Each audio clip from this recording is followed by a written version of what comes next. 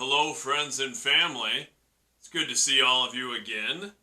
This is kind of a new segment that I'm doing, and we're focusing on this book, Ernest from Earth. This is actually my first published book. It's been out for a little while, and I'm not so good at promoting it, trying to get it out there. I struggle with that sort of thing. I'm very appreciative anytime someone buys a copy and they just tell me that they liked the book, whatever it is. I'm very appreciative for that. I'm very appreciative anyone spends any of their time, any of their valuable time on any of the things that I do. But there's always a part of me, I'll have somebody like, oh, hey, would you sign a copy of the book for me? That's very nice. I try to write a note anytime I do that. And there's a part of me that wants to write a list of better books that they should read by my estimation. Like, oh, thank you, but maybe you should read these 10 books instead.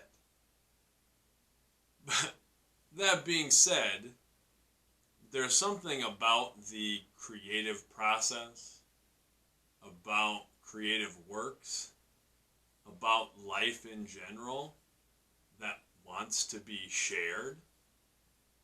So I want to do some more things to share the book, to share some of the ideas and concepts, and I've done some things to go along with it. Created some curriculum specifically for classrooms, but also for anyone who may be reading the book or following along with these videos. This is something of an introduction, and I'm going to release videos and the audio.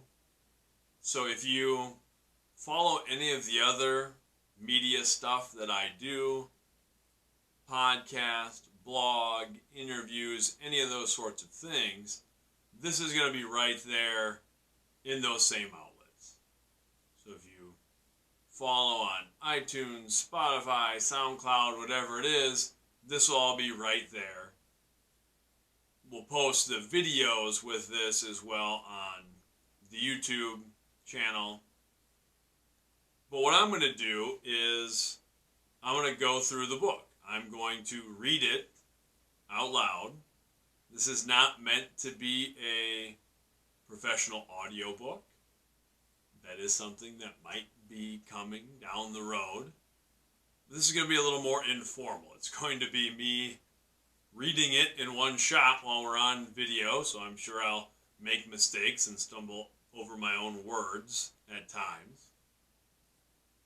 But it's sort of me reading it, and then after each chapter, I will go over the curriculum that I've created for students, for teachers, for classrooms, for anyone who's diving into the book. And that curriculum is meant to work through the text, but also to address social and emotional learning competencies, which is a big part of the work I do in education, to work through literacy skills and literacy standards, which is incredibly important, and to offer some more insight, to offer some things that maybe we don't normally get with an audiobook, just some things that I was thinking about when I was writing the chapter in particular that we just got done discussing, and writing the book in general, because that's another thing. When I got this book published, and I'm very thankful for that, and a shout out to Dreaming Big Publications that took a chance on this book and allowed me a lot of creative control and freedom with it and got the book out there. Deeply appreciative of that. But I just kind of want to share what that process was a little bit, and to maybe inspire some other people, because I've had a lot of people say to me, "Oh, I've always wanted to write a book. I've always wanted to have something published." And no matter what age, young or old, my advice is always just do it. Just start writing. Just start writing. If you're writing, you are a writer. And it doesn't matter if anyone publishes it. It doesn't matter if anyone reads it. The only necessity for being a writer is writing. That's it. Anything else that comes with that is great. That's kind of how I've tried to approach this whole thing. I wanted to write this book. I wanted to tell this story. I wanted to go through the publication process. I was fortunate enough to be able to do that. Now I'm kind of focusing on, I do want to share it. I want to inject positivity anywhere that I can. And although I'm not trying to push people to buy this book or that sort of thing, I want to share it in a way that I hope is meaningful. That's part of the reason I'm going to read it aloud. Not that I'm the best suited for that sort of thing. But I also know there are a lot of kids out there who don't have someone to read to them. I think being read to is a great thing. It's a great gift at any age. I read aloud to my high school students. I don't know that they all enjoy it, but I think it's something that we can give. Like, here is something that I enjoy, and I can read it with some enthusiasm, with some energy, and with some love that I can maybe share with you, especially if you're someone who struggles with reading a little bit. And that's okay. Even as a writer, I'm a very slow reader. I read at the speed that I talk, which is not super fast. So it takes me a long time to work through a book, to work through a text of any kind. My heart goes out to people who struggle with reading, because everything, especially academically, but in life, is made easier if we're able to read through things.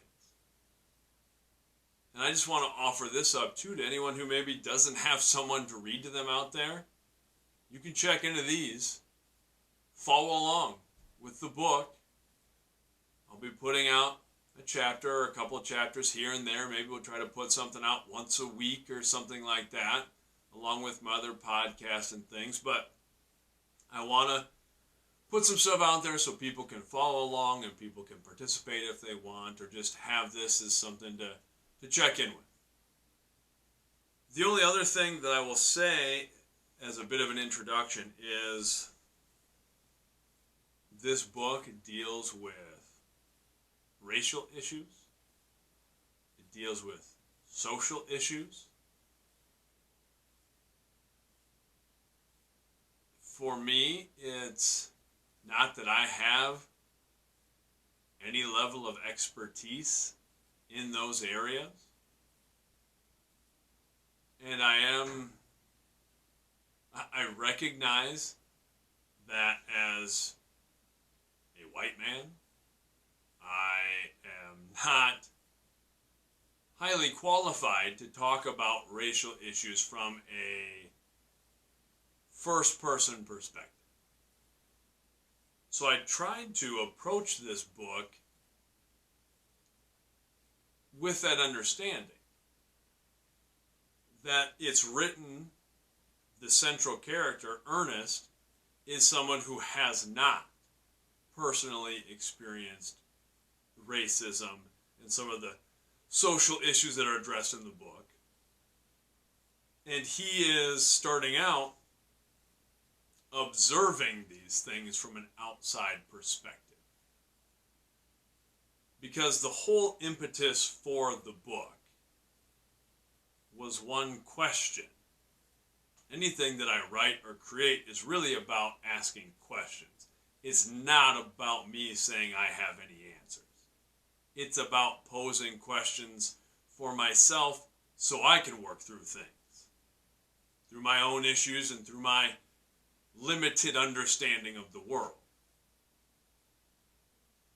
So the question that I started with was, if a child had never seen racism, and you showed a child some form of racism, some form of any ism, any form of bigotry, would it make sense? Would it make sense to a child? And my thought was, I don't think it would. As a teacher, as a coach, as someone with my own children, I recognize, I see in children that we recognize differences, visible differences,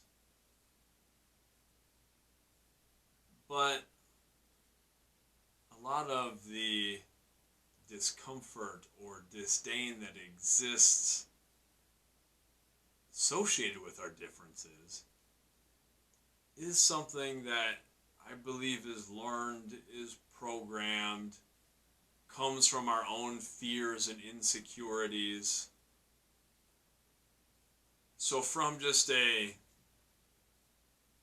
practical sense, from a logical sense, would someone who's never seen something like racism, if seeing it for the first time, say, why does this person not like this person because they look slightly different?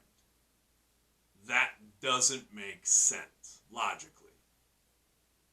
So that was kind of the start of the book. That was the seed that was planted to grow into the story. I say that not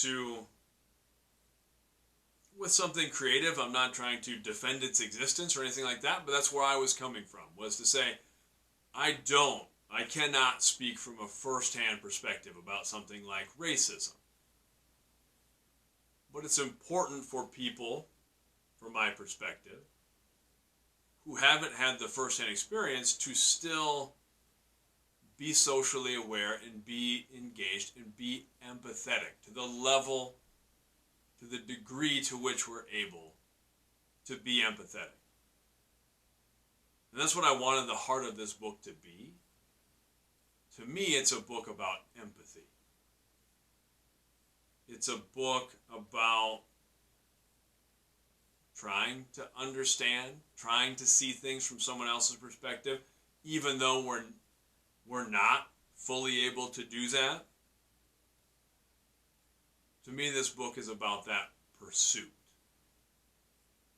That's why I wrote it. This is kind of the little introduction. So right after this, I'm going to record the first chapter and then talk through the curriculum. So please, I encourage you, join me. Share this with other people who might find it interesting, who might get some value from it. And feel free to reach out through the process. Reach out on the socials as I post this stuff.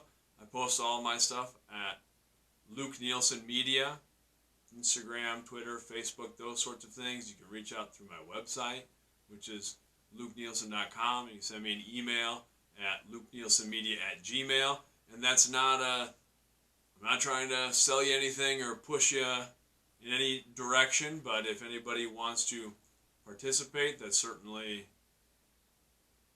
welcome and appreciated. So thank you for joining me, checking this out. Much love.